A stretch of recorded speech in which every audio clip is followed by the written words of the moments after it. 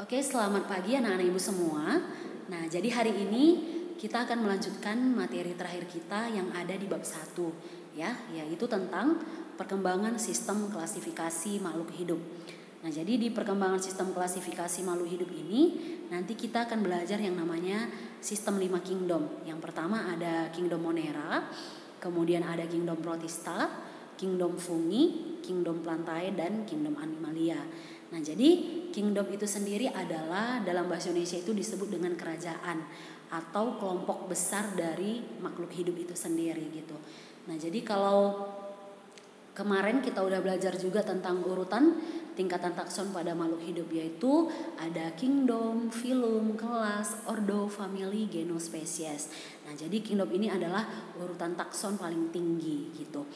Nah, jadi pada materi perkembangan sistem klasifikasi makhluk hidup ini kita akan belajar tentang bagaimana proses ditemukannya 5 kingdom ini gitu. Jadi ada nanti tahap-tahap dari 2 kingdom, 3 kingdom, 4 kingdom sampai 5 kingdom. Nah, jadi yang sistem 5 kingdom ini ditemukan oleh si Robert H. Whittaker, yaitu pada tahun 1969. Nah, jadi kalau misalnya ada pertanyaan, siapakah pelopor dari ditemukannya sistem 5 kingdom? Nah, itu adalah si Robert H. Whittaker. Oke, kita lanjut. Oke, yang pertama perkembangan sistem klasifikasi ini kita mengenal yang namanya sistem 2 kingdom.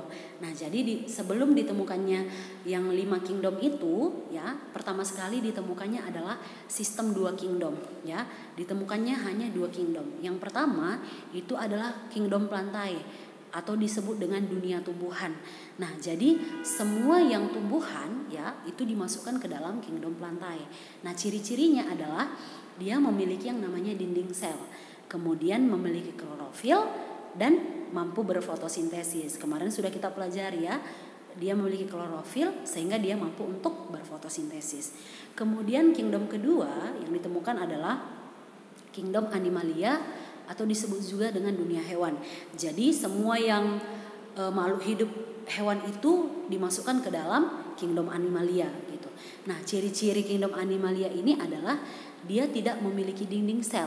Nah, kemudian si kelompok hewan ini dia tidak memiliki klorofil sehingga dia tidak mampu untuk melakukan fotosintesis, dan kelompok Animalia ini adalah mampu berpindah tempat ya. Kalau pada tumbuhan itu dia tidak mampu berpindah tempat gitu.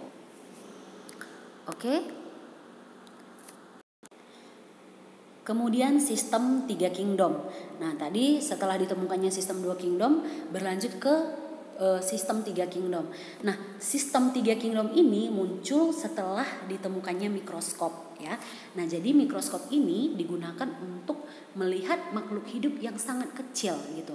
Atau makhluk hidup yang sangat kecil ini dinamakan makhluk hidup mikroskopis. Artinya makhluk hidup ini tidak bisa kita lihat dengan mata telanjang gitu, dengan mata langsung. Artinya harus ada alat bantuan, yaitu dengan si mikroskop ini. Beda halnya misalnya kalau kita melihat hewan, kalau kita melihat tumbuhan kan itu bisa langsung kita lihat gitu. Jadi makhluk hidup yang sangat kecil ini, makhluk hidup mikroskopis ini hanya bisa dilihat dengan menggunakan mikroskop. Nah, jadi makhluk hidup yang mikroskopis ini ada nanti dia bersifat uniseluler dan bersifat multiseluler. Nah, uniseluler maksudnya selnya hanya berjumlah 1. Multiseluler artinya multi itu banyak. Nah, artinya selnya berjumlah banyak. Nah, hewan uniseluler dan multiseluler ini dia digolongkan ke dalam kingdom tersendiri, yaitu namanya kingdom Protista. Makanya kingdom dari 2 kingdom berlanjut menjadi atau berkembang menjadi 3 kingdom, yaitu kingdom Plantae, kingdom Animalia, dan kingdom Protista ya.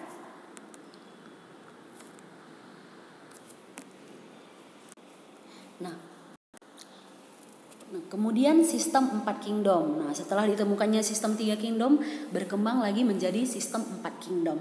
Nah, sistem 4 kingdom ini muncul setelah diketahui ada makhluk hidup yang tidak memiliki membran inti.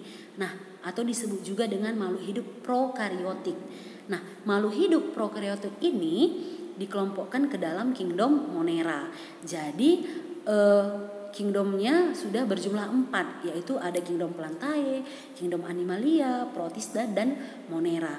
Ya, nah jadi untuk penjelasan dari jenis-jenis sel, misalnya ada dia memiliki dinding sel, ada prokariotik yang tidak memiliki membran inti, nanti yang memiliki membran inti namanya eukariotik.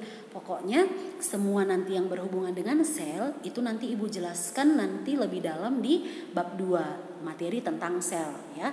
Jadi hari ini yang penting sudah tahu dulu ciri-ciri dari setiap kingdomnya gitu. Oke. Nah, kita lanjutkan sistem 5 kingdom. Nah, sistem 5 kingdom ini yaitu jamur dipisahkan dari kingdom Plantae karena tidak memiliki klorofil sehingga dimasukkan ke dalam kingdom tersendiri yaitu kingdom fungi. Nah, jadi dalam sistem 2 kingdom sebenarnya jamur ini dimasukkan ke dalam kingdom Plantae kan, karena jamur kan termasuk tumbuhan. Jadi dia dimasukkan ke dalam kingdom Plantae gitu. Namun setelah diketahui ternyata jamur ini tidak memiliki klorofil sehingga dia dikeluarkan dari kelompok kingdom Plantae. Jadi dia dimasukkan ke dalam kingdom tersendiri yaitu namanya kingdom fungi. Jadi kingdom fungi ini adalah seluruh tumbuhan yang termasuk jamur dimasukkan ke dalam kingdom fungi ini.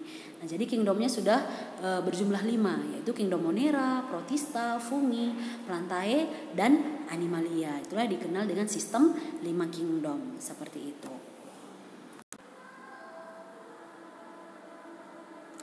Oke, yang pertama kita bahas satu-satu ya, yaitu adalah kingdom Monera. Nah, jadi ciri-ciri dari kingdom Monera ini adalah makhluk hidup bersel satu atau uniseluler. Kemudian dia tidak memiliki membran inti atau yang namanya adalah prokariotik. Nah, jadi kingdom Monera ini disebut juga dengan makhluk hidup prokariotik. Kalian harus ingat itu ya. Mana tahu nanti ada di soal ujian. Nah, anggota dari kingdom Monera ini adalah semua kelompok bakteri ya dan ganggang biru atau cyanobacteria namanya. Nah, di bawah di slide ada gambar bisa kalian lihat. Nah, itu adalah contoh bakteri Escherichia coli ya. Kemudian itu ada contoh dari ganggang biru Anabaena azola ya. Itu contohnya. Kemudian kita lanjut. Ada yang namanya yang kedua tadi kingdom Protista. Nah, kingdom Protista ini ciri-cirinya dia bersel tunggal atau bahasa biologinya namanya uniseluler dan dia bersel banyak. Namanya multiseluler. Jadi ada yang uniseluler, ada yang multiseluler. Nah, dia memiliki membran inti. Nah, nama lainnya itu adalah si eukariotik. Nah, tadi yang tidak memiliki membran inti namanya prokariotik. Nah, Protista ini bisa dibedakan menjadi 3 kelompok. Ada Protista mirip hewan, namanya Protozoa. Nah, contohnya itu ada di gambar si Amoeba proteus ya. Kemudian 2 ada Protista mirip tumbuhan, yaitu contohnya itu alga atau ganggang. Nah, itu Ibu buat contohnya si Laurentia sp atau ini rumput laut ya, yang biasanya digunakan untuk pembuatan agar-agar. Kemudian ada yang ketiga Protista mirip jamur. Itu gambarnya juga ada di slide, bisa kalian lihat ya. Oke, kemudian yang ketiga ada yang namanya kingdom fungi ya, kingdom fungi atau kelompok jamur ya. Ciri-cirinya dia memiliki yang namanya membran inti atau eukariotik. Nah, dia juga ada yang uniseluler, ada yang multiseluler. Kemudian dia tidak memiliki yang namanya kloroflas ya. Tadi udah Ibu jelaskan bahwasanya dia tidak mampu untuk berfotosintesis sehingga tadi dia dikeluarkan dari kingdom Plantae. Kemudian yang keempat, tubuh jamur ini tersusun dari benang-benang hifa ya, dia tersusun dari benang-benang hifa halus. Kemudian yang selanjutnya adalah dinding selnya tersusun dari zat kitin. Nah, contoh dari kingdom fungi ini adalah ada jamur tempe. Nah, jamur tempe ini bisa kalian lihat ya dalam kehidupan sehari-hari gitu ya. Kemudian ada jamur merang, banyak contohnya. Kemudian ada jamur kuping juga. Mungkin anak-anak Ibu pernah melihat contoh-contoh dari jamur ini gitu ya. Kemudian kita lanjut. Ada yang namanya kingdom Plantae. Nah, kingdom Plantae tadi adalah dunia tumbuhan ya. Nah, kingdom Plantae ini dia dibedakan menjadi 3 kelompok. Ada kelompok lumut, tumbuhan paku, dan tumbuhan biji. Yang pertama kita bahas adalah lumut. Nah, ciri-ciri lumut itu adalah dia memiliki akar, batang, dan daun yang bukan sejati. Bukan sejati artinya dia masih semu gitu. Nah, kemudian dia belum memiliki berkas pembuluh. Nah, dia belum memiliki berkas pembuluh angkut, yaitu xilem dan phloem. Nah, contoh dari lumut ini buat ada lumut markantia, kemudian ada lumut anthokeros, kemudian mungkin di sekitar rumah kalian juga ada ya lumut gitu, atau kalian juga pernah melihatnya gitu. Itu adalah contoh dari lumut. Oke, kemudian kita bahas yang kedua ada kelompok tumbuhan paku. Nah, tumbuhan paku ini dia sudah memiliki akar, batang, dan daun sejati. Artinya sudah bisa dilihat dengan jelas akar, batang, dan daun sejatinya. Dan dia sudah memiliki berkas pembuluh, xilem, dan phloem ya.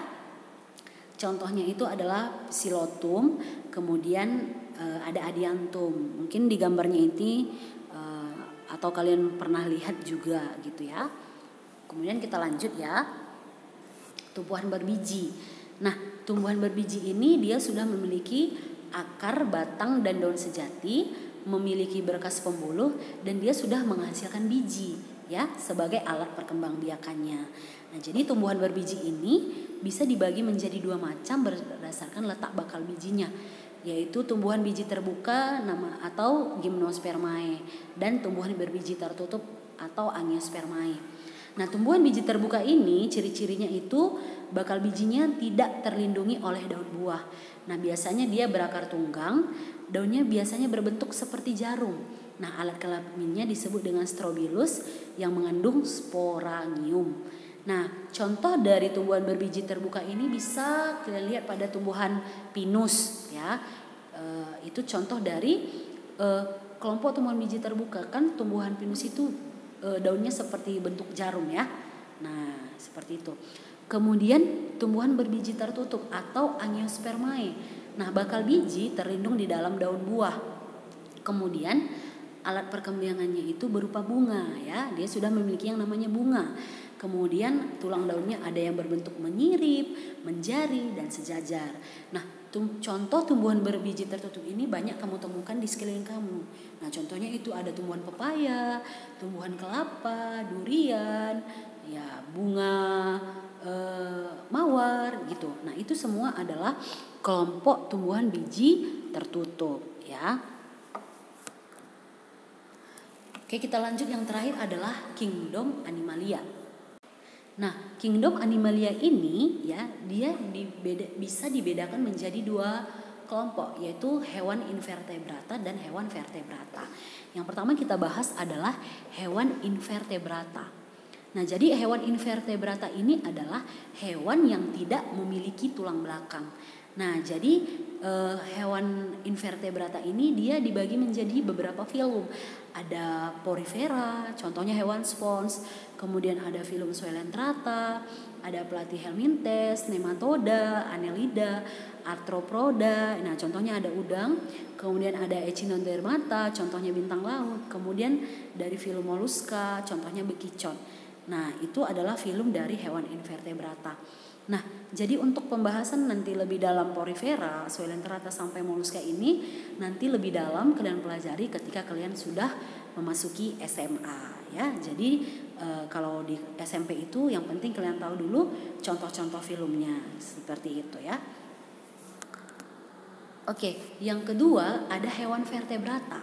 Nah, kebalikan dari hewan invertebrata. Nah, kalau di hewan vertebrata adalah hewan yang memiliki tulang belakang. Nah, vertebrata ini dibagi menjadi 5 kelompok. Yang pertama ada kelas Pisces. Nah, kelas Pisces ini adalah semua kelompok ikan ya. Dia hidup di air dan bernafas dengan menggunakan insang. Nah, contohnya ikan mujair, ikan lele, ikan emas. Nah, itu semua adalah kelompok Pisces. Oke, kemudian kelas amfibi. Nah, kelas amfibi maksudnya adalah hewan yang bisa hidup di dua habitat, yaitu darat dan di air gitu ya. Contohnya itu ada kata, ada kodok, seperti itu. Nah, kemudian ada yang ketiga kelas reptil. Nah, kelas reptil atau biasa disebut juga dengan hewan melata, ya, hewan yang cara geraknya itu ada seperti merayap dan mereka biasanya memiliki sisik, ya. Contohnya ada buaya, ada kadal, penyu, kemudian ada ular juga. Itu adalah contoh si reptil. Nah, kemudian ada yang namanya kelas Aves. Nah, kelas Aves ini adalah hewan yang memiliki bulu, ya, tubuhnya ditutupi sama bulu dan mereka memiliki sayap. Nah, contohnya burung pipit dan merpati. Kemudian ada juga seperti ayam. Nah, itu juga adalah kelas Aves. Nah, yang terakhir adalah kelas mamalia. Nah, kelas mamalia ini ditandai dengan mereka memiliki kelenjar susu, artinya hewan yang menyusui. Nah, mamalia ini biasanya tubuhnya ditutupi yang namanya rambut, ya, rambut bukan bulu. Kalau bulu itu pada Aves, tapi kalau dia tubuhnya ditutupi rambut itu adalah pada mamalia. Nah, contohnya itu banyak, ya. Ada gajah, singa, kucing. Nah, itu semua adalah kelas mamalia. Oke. Nah, jadi sekian pembelajaran kita tentang perkembangan sistem klasifikasi makhluk hidup. Nah, semoga anak-anak kami semuanya paham.